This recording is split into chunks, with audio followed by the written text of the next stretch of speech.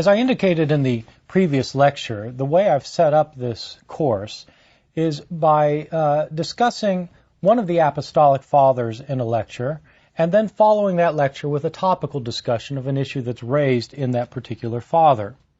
In the previous lecture, we began to study these Apostolic Fathers by exploring the writings of 1 Clement. The overarching issue of 1 Clement involved an ecclesiastical rift in the Church of Corinth, as the elders of the church in Corinth had been displaced by others who had assumed their positions of authority. The Church of Rome responded to this situation by insisting that the elders be returned to their offices. The issues raised by 1 Clement can lead us to explore broader issues involving church authority in early Christianity. How were the early churches organized and structured? Who made the decisions in the churches? And on what grounds did the church leaders exercise their authority?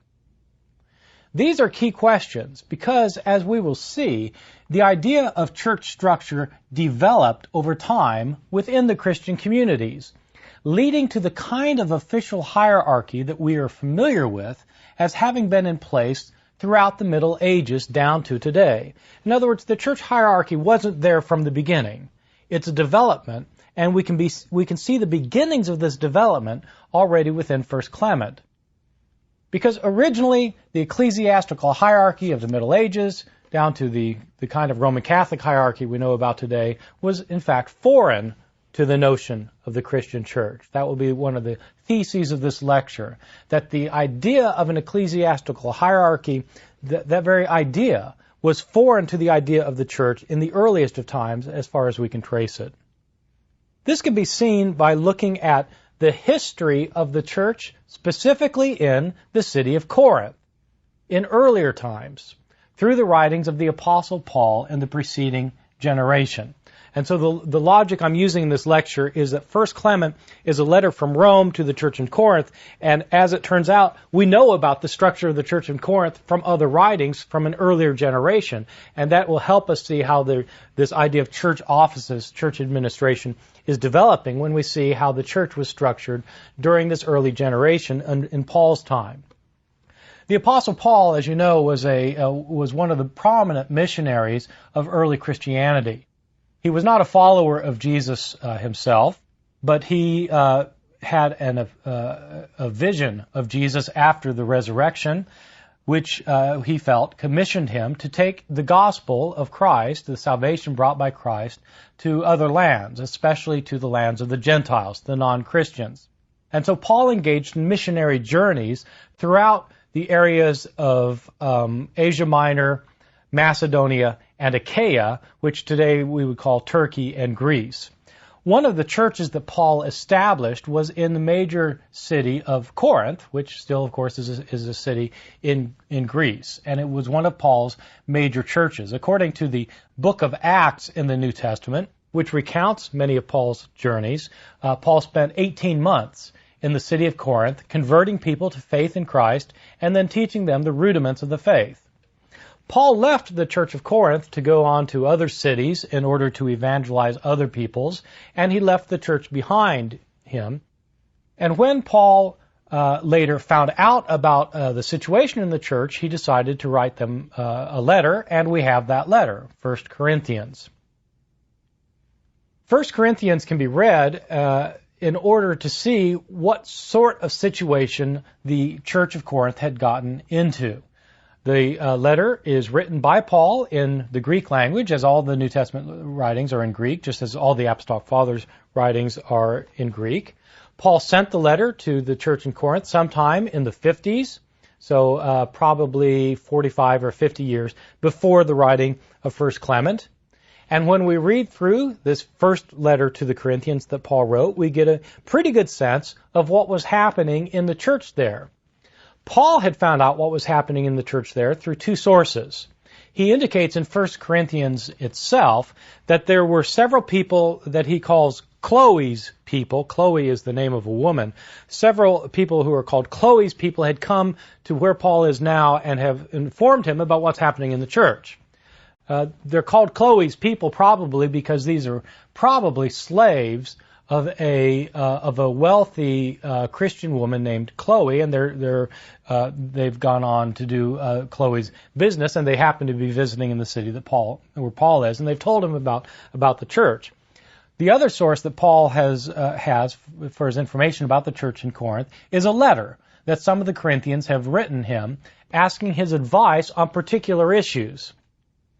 One of the issues that they ask his advice about is that apparently there were Christians in Corinth who had accepted Paul's teaching that it's better to be celibate than to be married, and they're wondering what to do if they're already married, whether it's better to remain celibate within marriage. And so you can sense the urgency of the question, and so they've fired off a letter to Paul, and they want to know what to do here, and Paul writes them back to tell them, and he tells them that, in fact, he tells them it is better to remain single and celibate, but he says, of course, it's better to marry than to burn. Which I imagine is true. And so he tells them go ahead and get married if they can't withstand the sexual pressure. But then he says within marriage that couples should not deny each other their conjugal rights. And so I'm sure the Christians in Corinth were glad to hear that. Well, there are a number of issues that Paul has heard about, either through this letter that has been written to him or through Chloe's people. And I can just quickly summarize what some of these issues are, because they're actually quite striking in their severity. There are very severe divisions in the church in Corinth, according to 1 Corinthians. Paul, in fact, laments the fact that there are such divisions, where different Christians are following different Christian leaders who are all claiming that they have as their ultimate authority one of the apostles or Jesus himself. So that there's a faction that says they're following Cephas, Peter. Some say they're following Paul. Some say they're following Apollos. Some say they're following Jesus. And so these factions are kind of fighting it out within the Church of Corinth, claiming an ultimate authority. The factions are so severe that there are serious cases of personal enmity within the church. According to chapter 11, there are some Corinthian Christians who are taking other Corinthian Christians to court. Paul thinks that's a very bad idea, to be trying to settle your church problems in a secular or at least a non-Christian court. There are also serious ethical problems in the church. There are, which include a number of sexual issues. There are Christian men in Corinth who are visiting prostitutes and bragging about it in church. There's one church member who's actually sleeping with his stepmother. Paul has to address these issues. Apparently the Corinthian Christians didn't realize that these were problems. There are also, in addition to sexual problems, there are certain moral dilemmas that the Christians in Corinth have. One moral dilemma is an interesting one because it's not one that people today have. It's the problem that is frequently just called the problem of eating meat offered to idols. The problem was that, the background to the problem is that in the ancient world, the people who were the butchers in the ancient world were actually priests. And the way animals were butchered is they were butchered in the temples as a sacrifice to the gods. And so whenever an animal was butchered, almost always, the animal would be butchered in a temple, and the parts that the humans wouldn't be eating anyway, and the fat and the bones and things, would be offered up in a fiery sacrifice to the gods. But then the meat was kept. I mean, they didn't burn the meat. This was valuable commodity, and so they would sell the meat. And so if you were to eat meat, unless you were a vegetarian, you would have to eat an offering to one of the gods. And the Corinthians want to know whether that's okay or not, because they don't believe in the gods. They believe in only one God. But if they buy this meat, are they in some sense participating in pagan worship of the gods? Well, it was a dilemma, and they didn't know what to do. Some of the Corinthians said, it's perfectly okay to eat this meat because, look, there are no other gods. There's only one God, and so you're not really eating meat offered to some other god because the other gods don't exist. There are other people who were saying, we might know that, but in fact, this is participating in pagan worship, and so we shouldn't eat the meat. And so there's this debate among the Corinthians, and Paul then has to try and solve this particular moral dilemma. Should you eat the meat or not? And interestingly, in this case, he actually says that it's right there are no other gods, but you shouldn't eat the meat anyway. And the reason you shouldn't eat the meat anyway is because there might be some people who think there really are other gods. And if you eat the meat, then they might think that you also believe there are other gods, and you might lead them astray. So as not to lead anybody astray, don't eat the meat, even though there are no other gods. So that's Paul's solution to that particular problem. There are other kinds of problems in the church. There are problems during their worship services. They would have these communal meals together. They would celebrate the Lord's Supper by having a communal meal together, but apparently some people were coming early and were gorging themselves and getting drunk at the communal meal. They drank wine and they ate meat and food, and some people apparently didn't have much to do with their time, so they'd come early and they would pig out at this meal. And then the people who could only come late, presumably the slaves who had to work all day, for example, would show up late and there'd be nothing left. Well, Paul didn't think this was a good way to celebrate the Lord's Supper, and so he gives instructions about how they really ought to celebrate it. There are other problems in the worship service. The worship services themselves apparently had become quite chaotic and unorganized, and Paul has to deal with the chaos of the worship services, as we'll see in a second. There were also theological problems in the church. There were people in the church who were denying that there's going to be a future resurrection of dead people. The earliest Christians, Paul included, thought that at the end of this age, at the end of history as we know it, there'd be a resurrection in which people who had died would be reconstituted as bodies and raised from the dead to face judgment, so that those who had sided with God would be given an eternal reward, and those who had opposed God would be eternally punished. This would be a future event that was soon to happen. It would be a bodily event, though. There were some Corinthians who were claiming that, in fact, there is no future bodily resurrection of the dead. We already are experiencing a spiritual resurrection. We already have experienced the full benefits of salvation. Paul thinks this is dead wrong, and he writes Corinthians in part to resolve that theological problem as well as all the ethical problems. Paul deals in 1 Corinthians with the problems one by one. So you can just read the letter and you see he deals with this problem, then that problem, then he deals with divisions in the church, then he deals with a man sleeping with a stepmother, he deals with a man visiting prostitutes, he deals with meat offered to idols, he deals with the problems of chaos in the worship services, etc. He goes one through one through these things. In some ways, it looks like Paul thinks that there's actually one big problem that the Church of Corinth is having. He saves the theological question to the very end, chapter 15, where he insists that there's a future bodily resurrection from the dead. Paul seems to understand that this one big problem underlies all of the other problems, that if the Corinthians have the correct understanding that there will be a future bodily resurrection, if they really understood that, they wouldn't have these other problems. Because most of these other problems, in fact, are related to the Corinthian understanding of the body.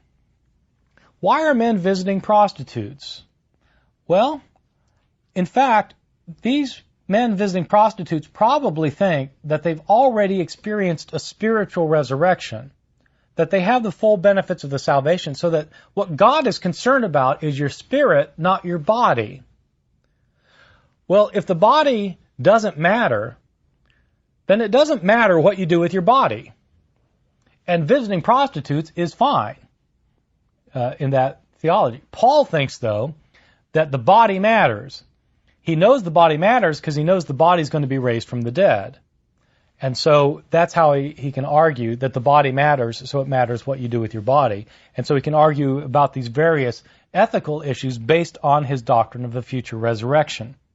It's interesting, by the way, that this is such an adamant point by Paul, and it's canonized in the New Testament, but it's a point that a lot of Christians today simply don't buy.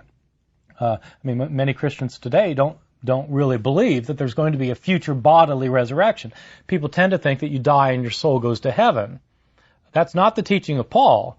Paul Paul may think that it's sort of temporarily you're up in heaven, but Paul thinks there's going to be a bodily resurrection, and you're going to be reconstituted as a body. Your body will be made immortal, but it will nonetheless be a physical body. Just as Jesus was bodily raised from the dead, humans will be bodily raised at the end of time. So that's 1 Corinthians in a rather small nutshell. What's striking for our purposes in this lecture is the way Paul deals with the problems that had been raised in this church of Corinth. It's obviously a highly troubled church. There are huge difficulties here. There are what would be seen by any count as rather severe acts of sexual immorality, for example. And I should point out, when Paul writes this letter, he addresses it to the saints who are in Corinth. These are the saints. You wonder what the sinners look like. This is quite a troubled church. Well, how does Paul deal with the problem in the church? What is striking is that Paul does not deal with either the overarching problem of not understanding the nature of the future resurrection or its individual manifestations and the various problems the church was having. He doesn't deal with either of them by appealing to the church leaders to straighten out the situation.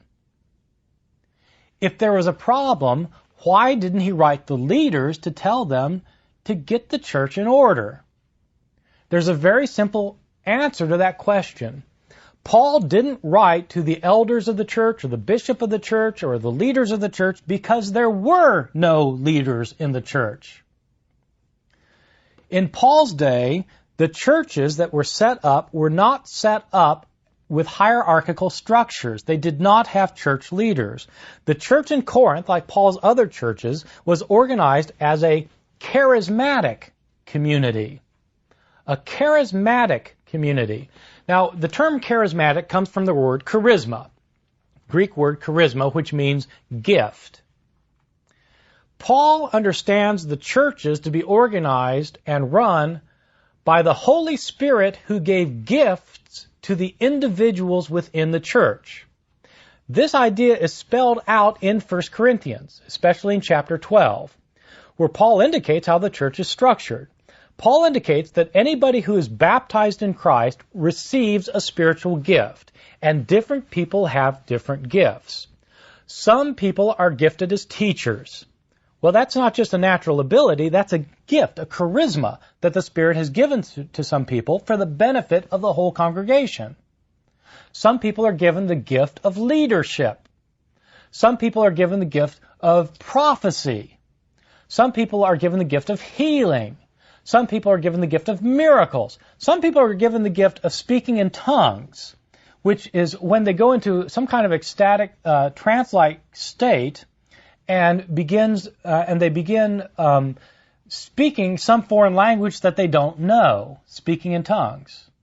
This is a way of God revealing His will to His people by people speaking in tongues. Well, of course, people don't know what the language is, so there's another gift, the gift of interpretation of tongues. Somebody who doesn't know the language can interpret what the person speaking in tongues is saying.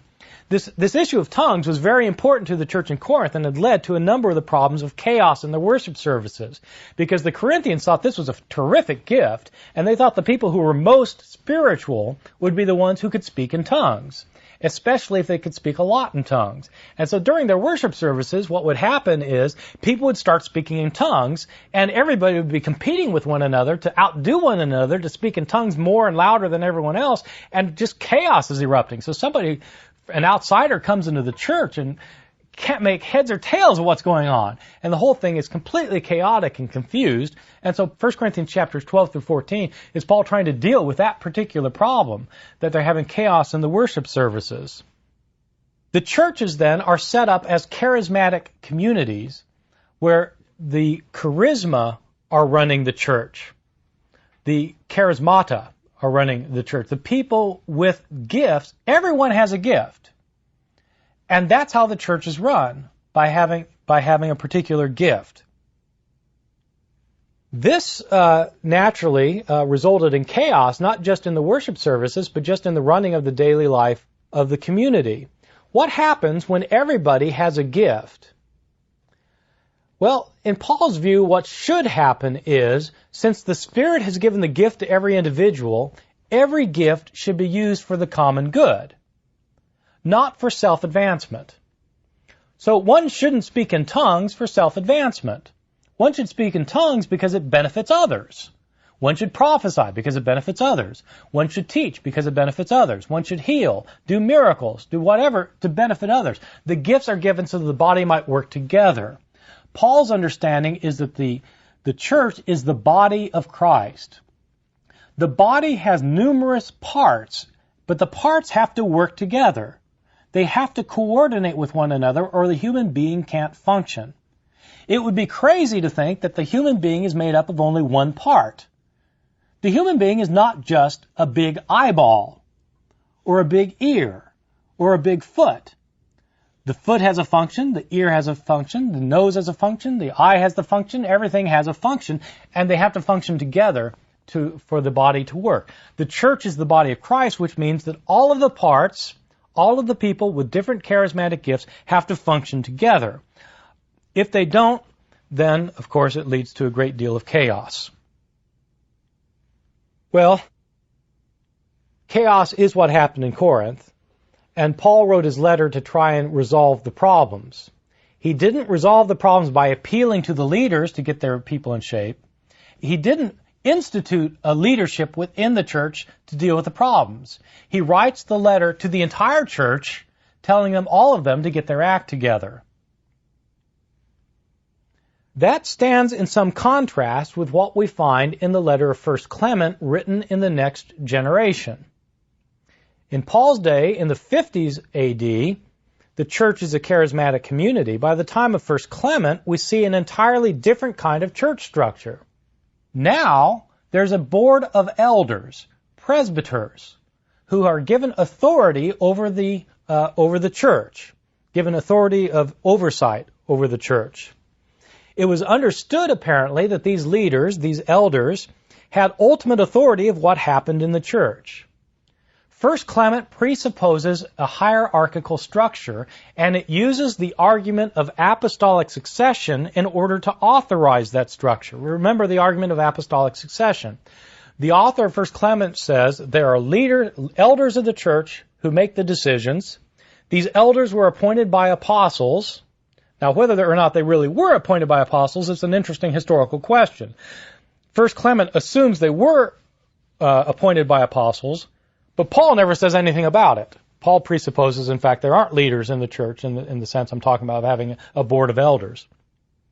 But 1 Clement presupposes that they were appointed by apostles. So you have leaders of the church who were appointed by apostles who were the followers of Jesus who came from God, and therefore the leaders of the church come directly from God.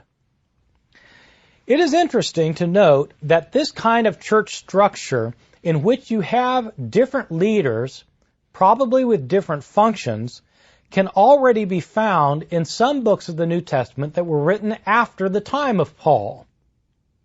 This kind of church structure can be seen in the Deutero-Pauline letters of the New Testament.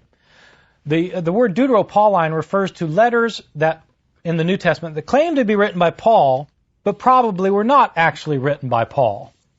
They include, for example, the pastoral epistles, which are 1 and 2 Timothy and Titus. 1 and 2 Timothy and Titus claim to be written by Paul, but there are good reasons for thinking Paul actually did not write these letters. I'll give you one reason in a second. These letters presuppose that Timothy and Titus are pastors. One of them the pastor of the church of Ephesus, Timothy, and Titus the pastor of the church on the island of Cyprus. They're called pastoral epistles because the letters allegedly by Paul are written to these pastors to give them pastoral advice about how to run their churches. Included in the pastoral advice given to these pastors is which people in the congregation would be suitable as leaders. And so in 1 Timothy and Titus, for example, you get a list of qualifications for the bishops, or otherwise called the overseers. In other words, the head leaders of the church. And also qualifications for the deacons, who apparently were a group of men. These were all men. Women weren't allowed in the pastoral epistles. Women were not allowed to be leaders in the church. These men, the deacons, took care of the kind of physical needs of the church, alms collection and alms distribution, for example, and the bishops, the overseers, oversaw the entire operation. So the deacons are under the bishops. These letters then presuppose a church structure. You have one head honcho, Timothy in Ephesus, for example. Then you have a group of overseers who evidently are under this head overseer, this head pastor, and then you have a group of deacons below them. In other words, you have the beginning of a hierarchy. This is one of the reasons for thinking that the pastoral epistles actually do not come from Paul. Because in Paul's letters, the presupposition is that the churches are organized as charismatic communities. The pastoral epistles presuppose that a hierarchy is already in place. It's not as rigid a hierarchy as you find in 1 Clement, but it's already on the way. That's why that's just one of the reasons why many scholars think Paul did not actually write 1 and 2 Timothy and Titus, that it's written by a follower of Paul in a later generation. Eventually, within the churches, the board of elders and the board of deacons would have an ultimate leader, a bishop, who would have final say over all church matters.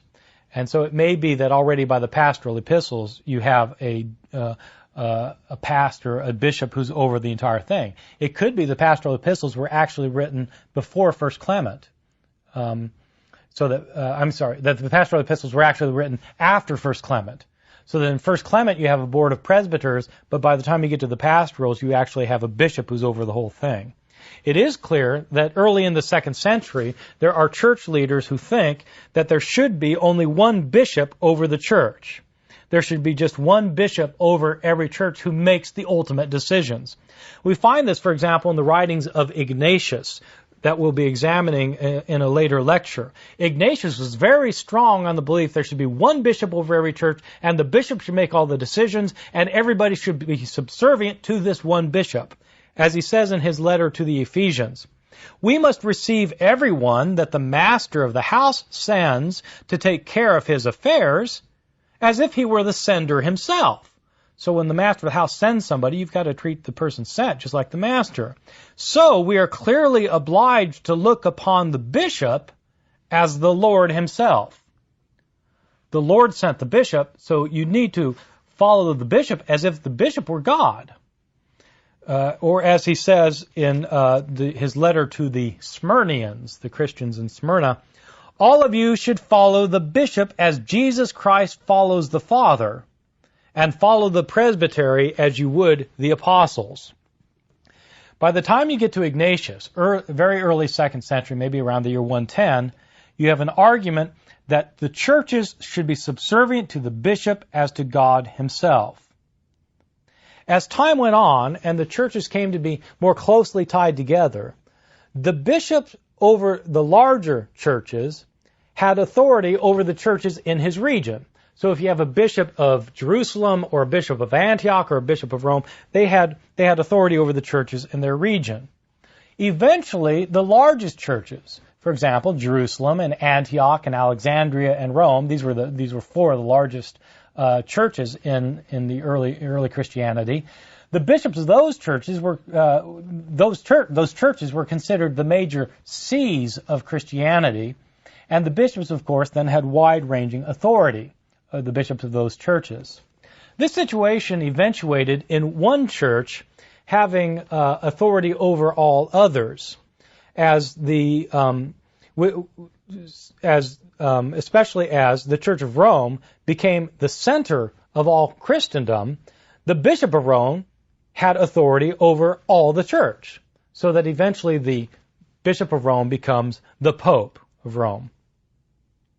Possibly it's no accident that the first we learn of one church trying to assert its authority, as I pointed out in the last lecture, it's probably not an accident that the first time we have a church asserting its authority over another on its own internal affairs is in a letter precisely written by the Church of Rome, the book of 1 Clement. So that here we see the movement toward the church hierarchy that will be in place in the 2nd century. Let me sum up. The kind of church hierarchy that became ensconced in the Middle Ages, where you have priests who are in charge of the churches and bishops in charge of the priests and the Pope in charge of the bishops, that kind of hierarchy slowly developed out of what was originally a quite different understanding of the church as a charismatic community. The charismatic communities of Paul simply didn't function in the long term. They changed to a structure in which there was a rigid hierarchy.